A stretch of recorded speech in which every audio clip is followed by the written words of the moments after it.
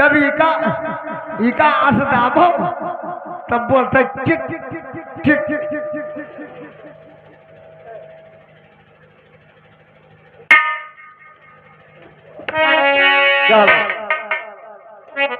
चलिए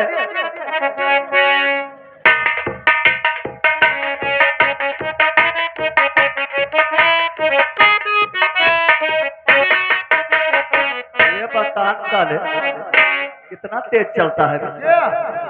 हमें जानो तो भौनिया भैंसा जानो। साले कितनी दूर है? यहाँ से अरे यहाँ से तो कुल 5 कदम बाकी रह गया। चलिए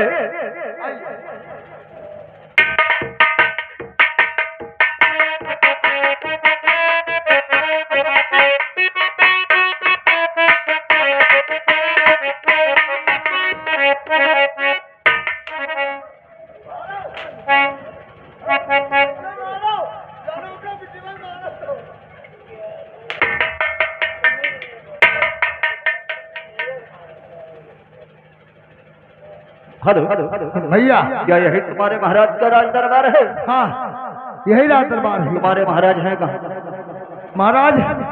महाराज हमरे अंटर बैठे वहाँ। साले अड्डा पे नहीं अंदर बैठे। अंदर अंदर तो अंदर ठीक है मैं महाराज से जाकर के नमस्कार कर लूं। जाइए। महाराज नमस्कार। बताइए मंत्री किस तरह से नौकर लाए हैं? हमारे राज दरबार में नौकर आते हैं, छोट से छोट बड़े से बड़े आते हैं, मुझसे दहले कर से नमस्कार किया है। वो साला जो आया है मुझसे पैर से नमस्कार किया है, जाकर उसको हटाकर तबाना बदतमीज को। किससे नमस्कार की हिस्से पैर से? अरे यार बड़ा है मनो है भक्का भोए वहाँ। हे भैया क्या बात है भाई? अरे यार महाराज के हमारे यहाँ गए तो क्या पैर से नमस्कार किया है? भैया ढोलिया आ जाओ भाई, इसमें हमारी कोई गलती नहीं है। मैं कभी राज दरबार नहीं गया था, आज पहली बार तुम्हारे महाराज के राज दरबार में जैसे मैंने दाखिल हुआ तो तुम्हारे महाराज का राज और ताज और उनका पोशाक देख करके हमारा पैर उठ गया। जाकर के अपने महाराज से कह दो मुझे माफ कर दे। महाराज अरे यार कोई से जो करता गलती न हो जाए तो का माफ कर दिन जाते हैं। अरे वो बताया था कि भैया कभी राज दरबार नहीं गया था, और जब राज दरबार में गया था तो महाराज के तुम्हारे राज और ताज और ये पोशाक देखकर मेरा पैर उठ गया। ठीक है, जाकर उससे डर से पैर उठा है, जाकर के बोल दो कि हमारे महाराज तुम्हारे गलती को क्षमा कर रहे हैं, दोबारा कर। भलिया कहाँ चले गए हो? भैया ठीक है देखिए महाराज हमारे मान गए कि ठीक है। और महाराज के चरण में और लाल झुका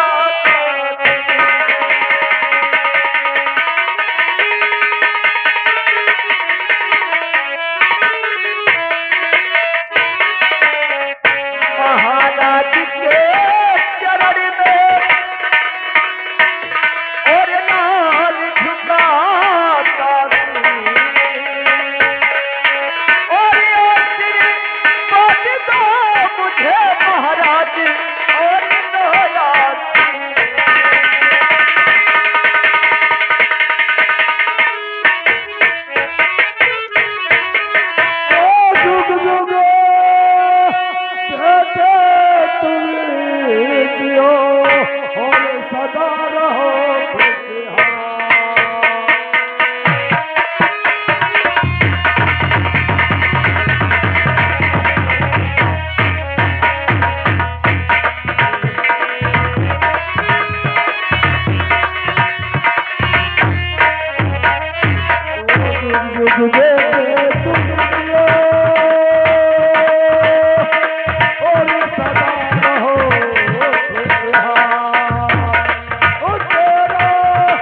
आशीर्वाद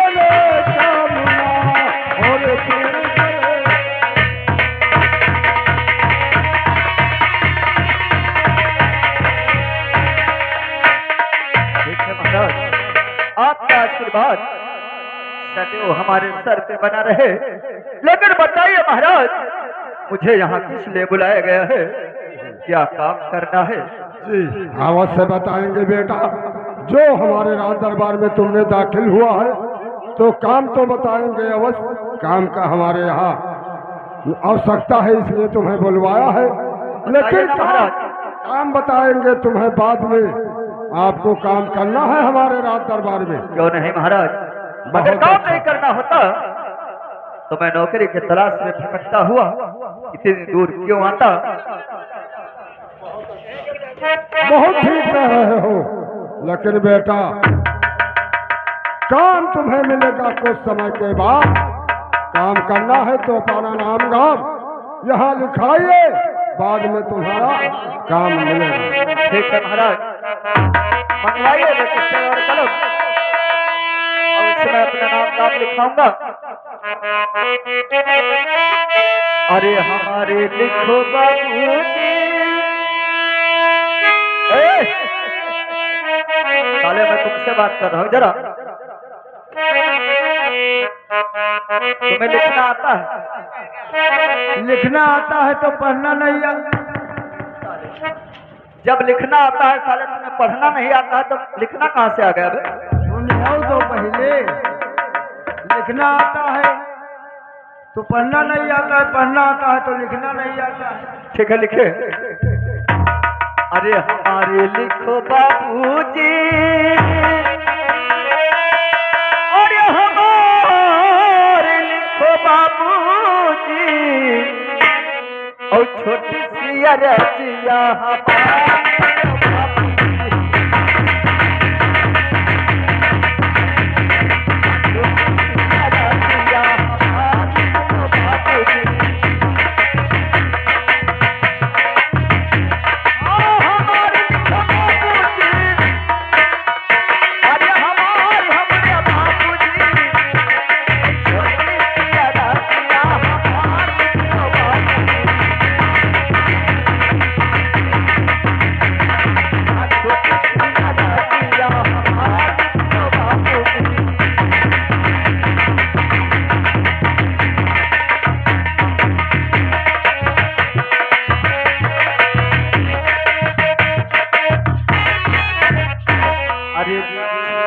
पहले सुमिरी सुमिरी, अरे अपने मतिवा पिता का लिखो बाबूजी, और बारे से कई दिन से यार हमारे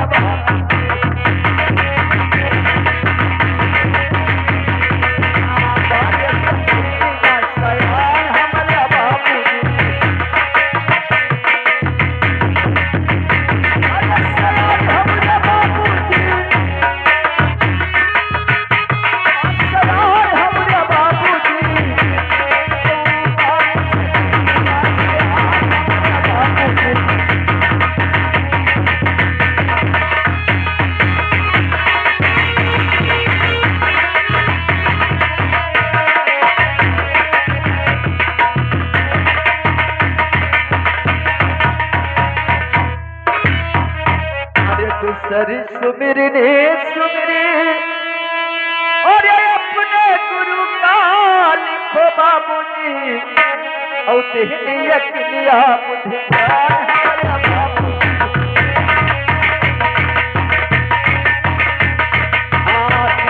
अकलिया बुद्धिज्ञान हमारे बाबूजी।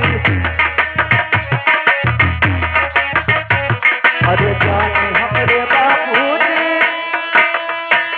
हाँ जाने हमरे बाबूजी, बुद्धिज्ञान हमारे बाबूजी।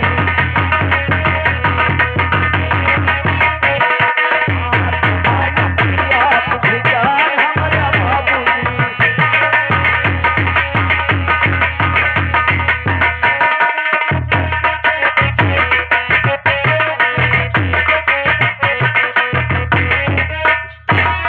अरे ये गौवा केरी, अरे काली मतिवा तू है सुमिरी, लिखो बाबूजी, और जरा बात कई मारी मसाल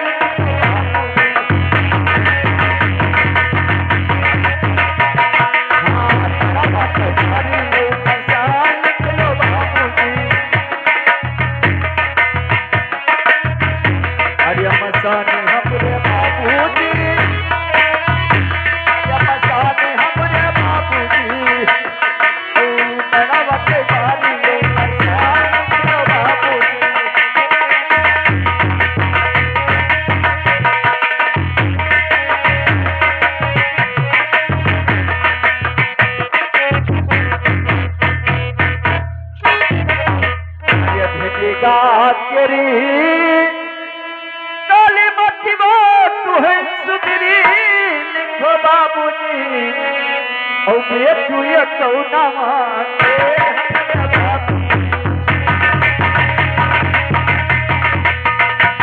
चुया कौना माते हमरा बाबू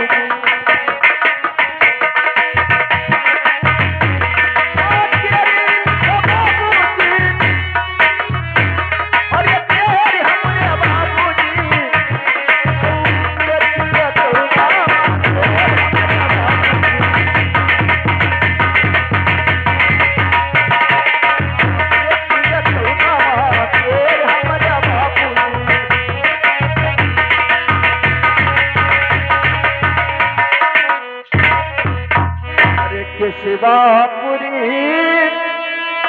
जगदम्बा तुहे सुंदरी लिखो बाबूजी और दिया रहे दही दयाल हमारा बाबू दिया रहे दही दयाल हमारा बाबूजी अरे दयाल हमारे बाबूजी अरे दयाली हमरे बाबूजी ओ ये रहे दही दयाल हमरे बाबूजी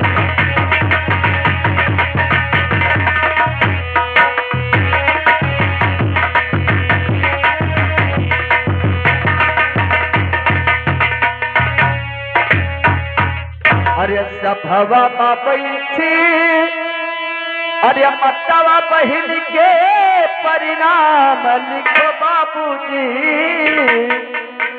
अरे सभवा में बैठी अरे मतवा बहिन के परिणाम लिखो बाबूजी और ठकुर न कही जय राम लिखो बाबूजी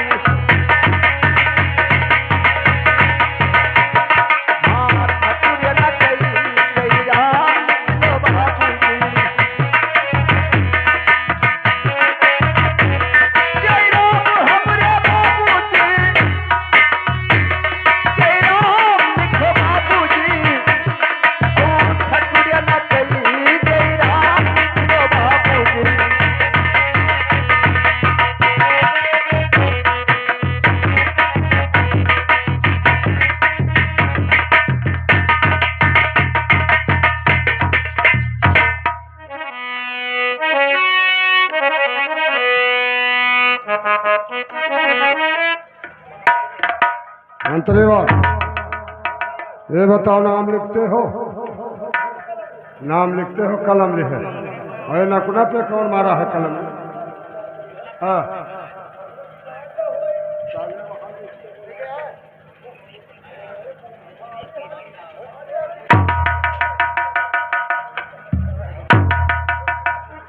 और लिखे बाबूजी अरे सब सत्ता और ये बंदगी लिखे बाबूजी सलमान के सलाम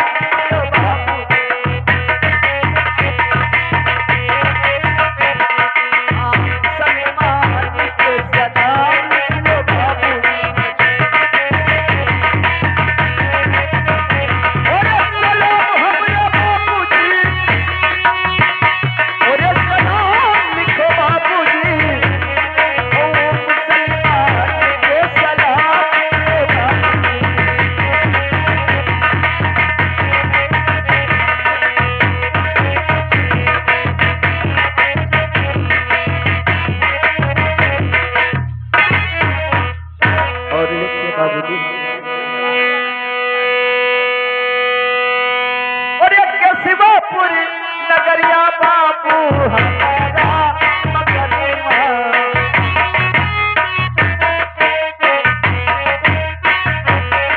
हाँ हमारा मकरमा बाबू हमारा मकरमा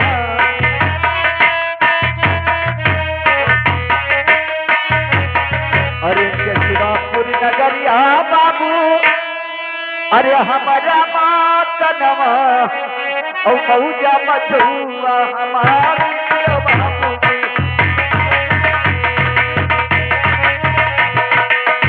जवान मछुआ हमारे बाबूजी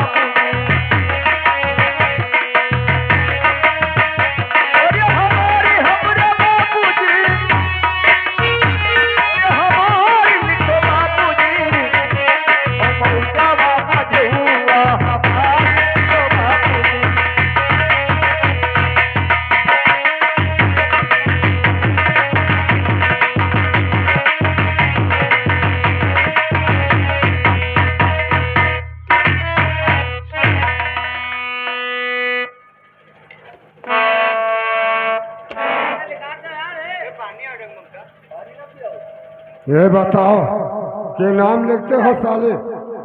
ये हमारा कंधा दबाते, कंधा दबाते। अच्छा अच्छा, और कंधा दबाते दबाते साले क्या क्या ये गटई को घुमा दे।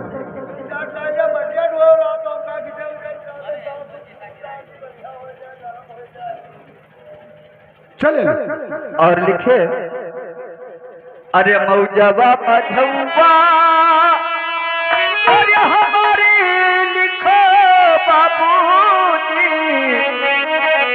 अरे मौजवा मझौवा अरे हमारे लिखो बाबूजी, ओ पुष्ट लगे कोटवा हमारे जवाब।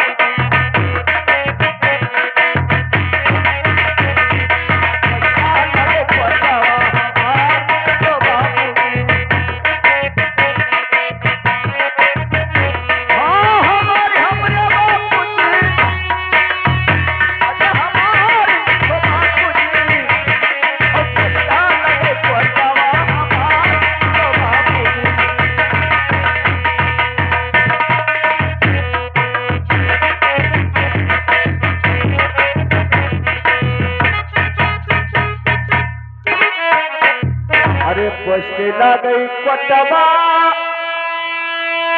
अरे हमारा लिखो बाबूजी, अरे पोस्ट गई कोटवा और हमारे लिखो बाबूजी, और थाना लागे भिजावा बाजार बाबूजी।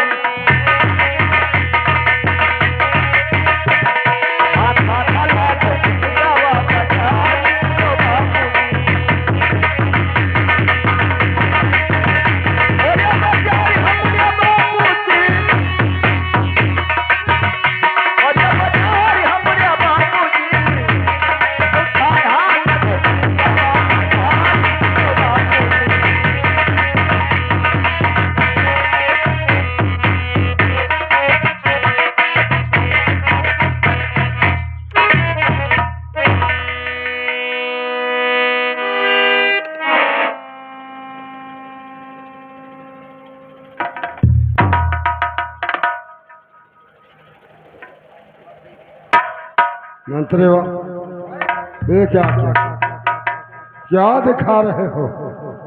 हाँ?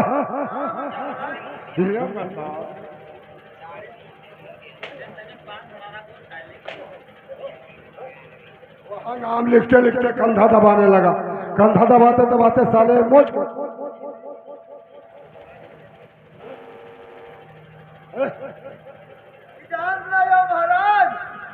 जौन नौआ बनाई सब बार बार रहा तो हम कहा विचार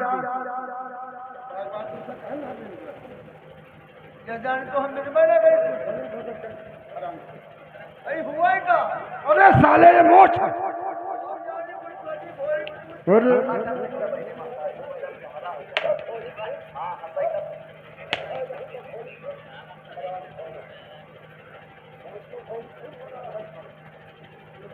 देखे बाबूजी और लिखे, अरे बिला के हमरा ला गई अरे हरी हरी पूरी लागी लिखो बाबूजी, बिला के हमरा ला गई अरे हरी हरी पूरी लागी लिखो बाबूजी, और बिला से बसती हमारे बाबूजी।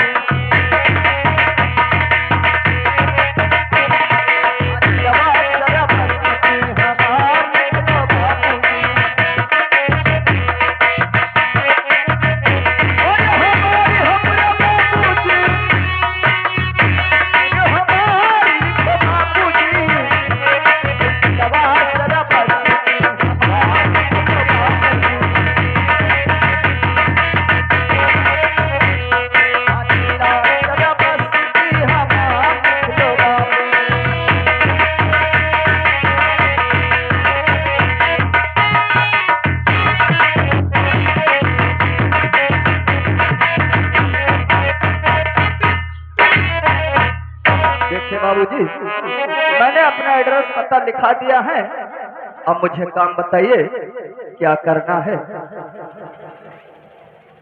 मंत्री बार यहाँ जाओ, ये लिखाया है, ये हमारे समझ से कोई अच्छा नहीं लिखाया। ये यहाँ पे ये लिखाया है पाहीपुरवा, और इसे तुम्हें बताना पड़ी कि आप जब अपने आधार कार्ड का पता नहीं बताओगे, ऑर्डर नहीं दोगे, तो यह काम नहीं मिल पाए।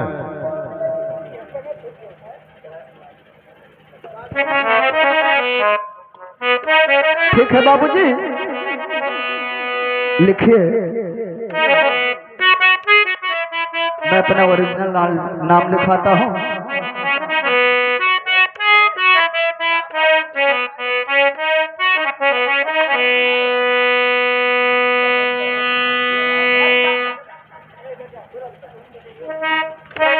हेलो।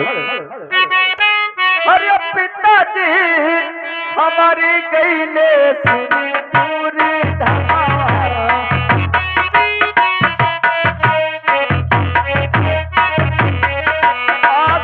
पूरी धमा बाबू, पूरी धमा।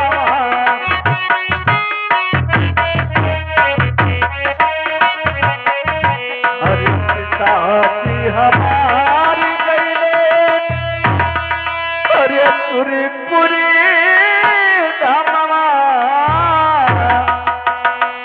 घर रहे माता अकेले हमारे बाबू की।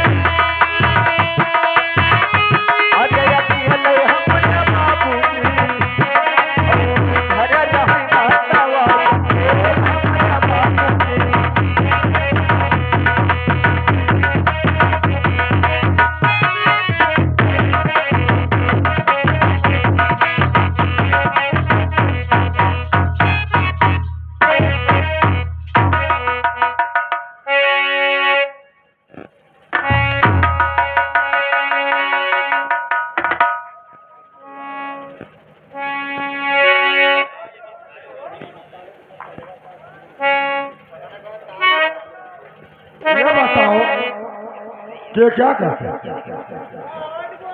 हाथ गोल खाते, हाथ गोल गोलते खाते खाते साले क्या पकड़ा दे? हराम खोर है। हट हट हट हट हट हट। और लिख ले बाबूजी। अरे चाचा जी के नाम लिखे जगत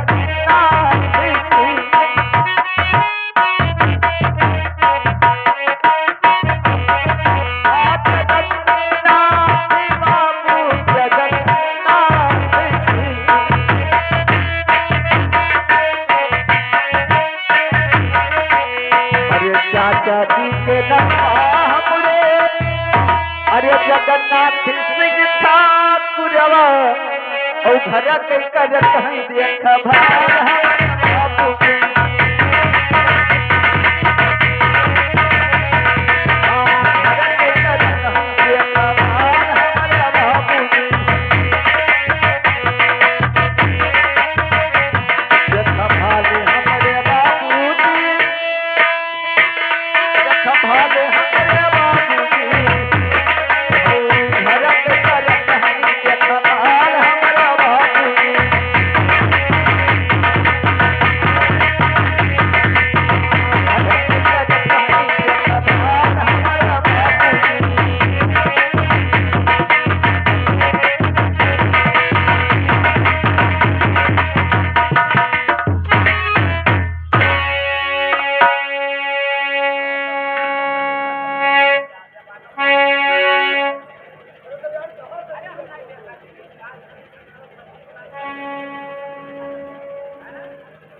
और लिखे बाबूजी, अरे सरजू के रे तीरे तीरे लिखे बाबूजी,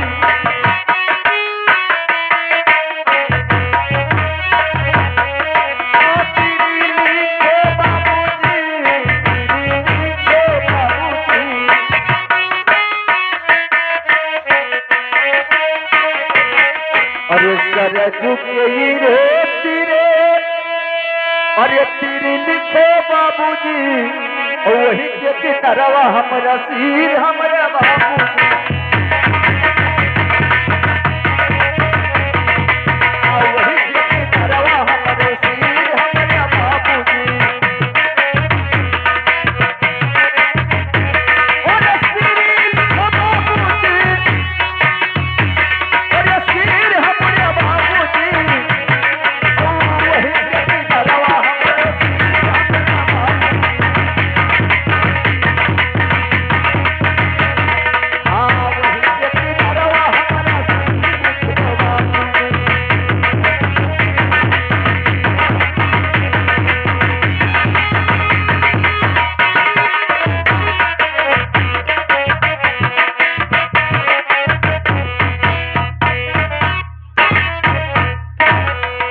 मंत्री और यहाँ ये बताओ, ये नौकर आया है, यहाँ नौकरी करेगा? हमारे दरबार में नौकरी करेगा जो नौकर को ढूंढ कर लाया है?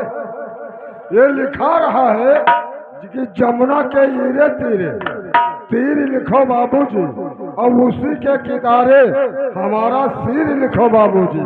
जब ये सिरदार है तो यहाँ नौकरी करेगा? ये नहीं कर पाएगा। इससे जाकर बोल दो कि जब तुम सिरदार हो तो अभी तुम यहाँ से जा सकते हो, हम अलग नौकर ढूंढ लेंगे।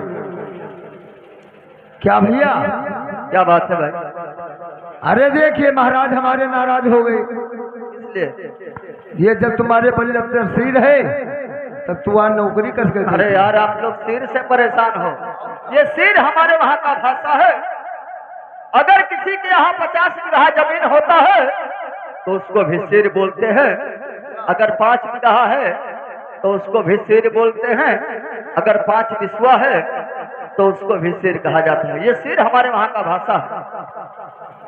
वो महाराजवा ये बताओ कि महाराज के इलाके में 5 बीघा है उसका भी सिर कहा जाता है, और 1 बीघा है उसका भी सिर कहा जाता है, और 1 बिस्वा है उसका भी सिर कहा जाता है। उसका देश का ये बोलियो भाषा है। ठीक है और लिखिए, अरे छपुरा सहरिया बाबू हमारा मतनेवा,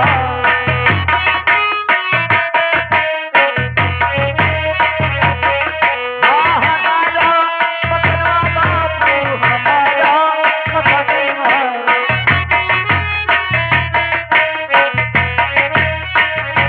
अरे छपुरा सहरिया बाबू, अरे हमारा माँ का नवा और जिम्मा रहे भूप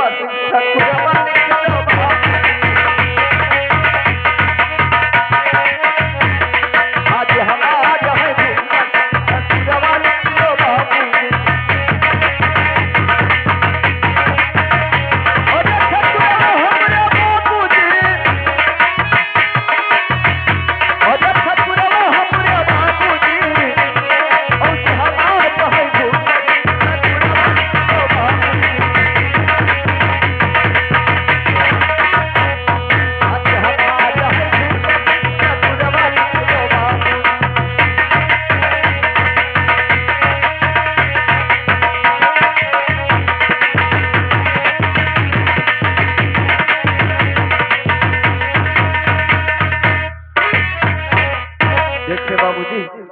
आखिरी नाम बचा है वो भी लिख लीजिए। अरे पिताजी के नाम लिखो सिरस बहादुर,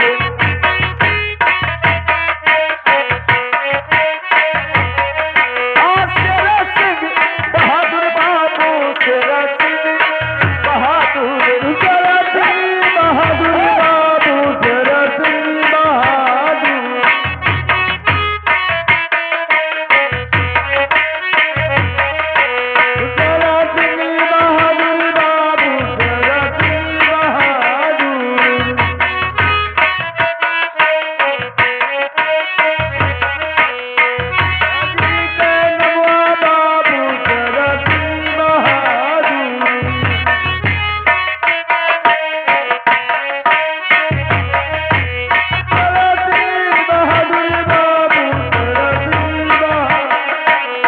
अरे पिताजी के नाम लिखे और शेर सिंह बहादुरी जिनकर बेटा जाए